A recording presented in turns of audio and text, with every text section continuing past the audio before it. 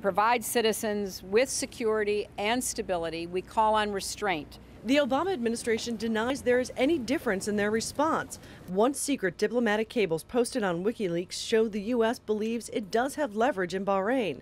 A senior diplomat writing, quote, Bahrain's national security strategy rests squarely on the presence here of NAVCENT 5th Fleet headquarters and Bahrain's close security partnership with the U.S. Unlike its Gulf neighbors, Bahrain does not enjoy the kind of oil revenues that might enable it to buy advanced weaponry on its own. So the U.S. provided aid to buy those weapons, from $3.9 million the year before that was written to $8 million in 2009, then $19 million, and a request for $19.5 this year. We think our voice matters in this, and that's why we have been very clear in stating our opposition and our disappointment and displeasure with the use of violence. Saying their words matter. The word for this, disappointment. Patty Culhane, Al Jazeera, Washington. Polls have opened in Uganda for the presidential and parliamentary elections. Opposition figure Kizza Besigye has warned of protests if voting results are seen as unfair. But President Yoweri Museveni is confident of a landslide win to extend his 25 years in office. Why are you so agitated that there must be change? The economy is growing very well. We have brought peace. Education is expanding. So, what are your worries? Al Jazeera's Mohamed Ado is in the capital Kampala. Voting took off to a slow start in most parts of the capital, Kampala. The delays were caused by the late arrival of polling materials.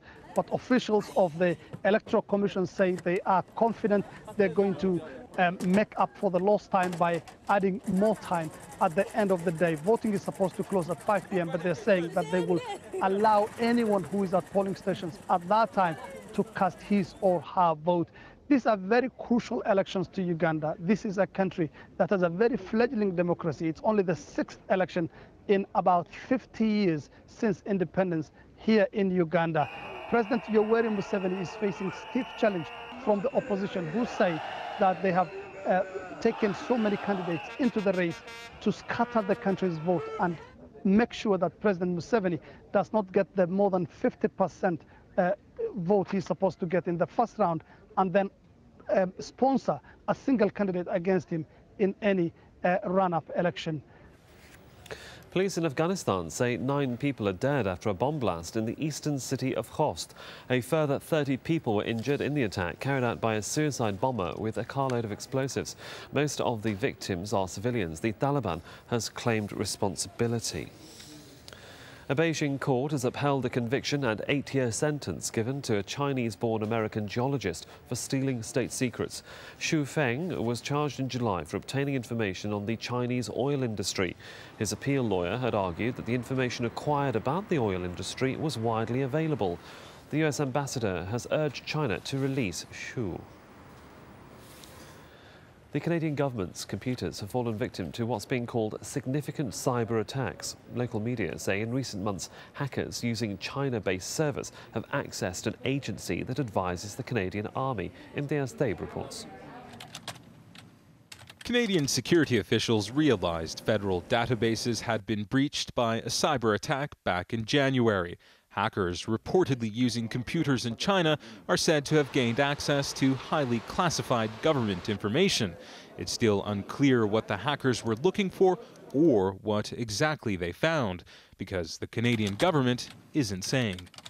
I don't comment on security operational matters. But the Canadian media is talking. They've reported that initially it was Canada's Finance Department and the Treasury Board that were targeted. But further information obtained by journalists suggests another attack may have been launched, this time on departments responsible for national defense. I can't comment on any specific reports, but this is certainly an issue we're aware of and that our security personnel are engaged in dealing with. In Beijing, government officials were quick to dismiss allegations that China was responsible. I want to point out that hacking attacks are an international problem.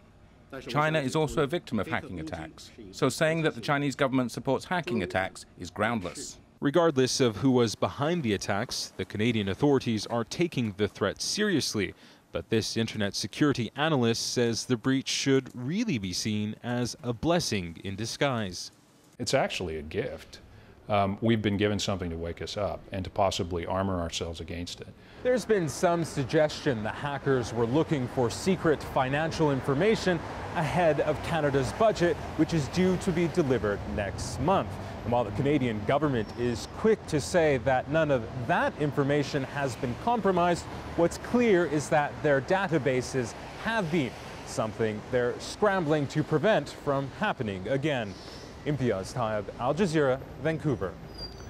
Proposed legislation to tighten immigration laws in Denmark looks set to become a reality. The coalition government is pushing to pass the law before general elections, which could come as early as next month. And for Danes hoping to marry a foreigner, it could force them out of the country, as Nadine Barbar explains. It should be the most exciting time of her life. Instead, Laura Risgaard is worrying.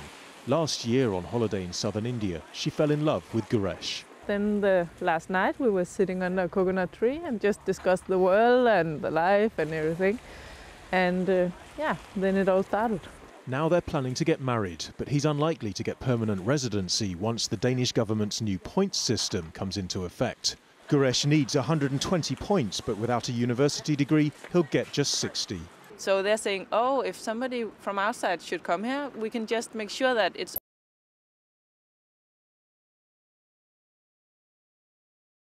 And I think that's wrong, because it's a fundamental right for me to live in Denmark with the one I want to. Non-European Union citizens wanting to join their Danish husband or wife will have to provide a guarantee of $18,000.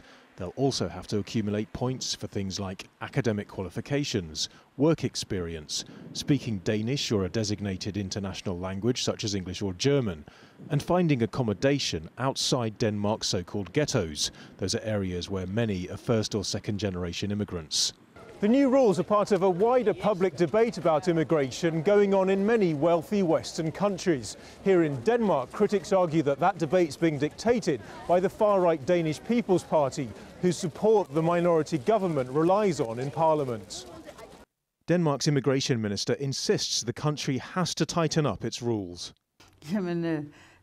We don't have limitless immigration in Denmark. We're a small country of 5 million people, and we can't say anyone who wants to come in can come into the country. We have such a fine social system here, and almost without exception, once you're here, you have access to so many social services that the whole world would come to Denmark if we didn't have rules. Laura says she doesn't like the direction her country's heading in and what it means for her future family. If he's never going to be accepted and the children, that's the same, then I think we have to find another place. For people like her, a solution to the heartache could lie across this bridge in Sweden. A legal loophole means that living for a while in another EU country allows married couples to bypass the points system and return to Denmark.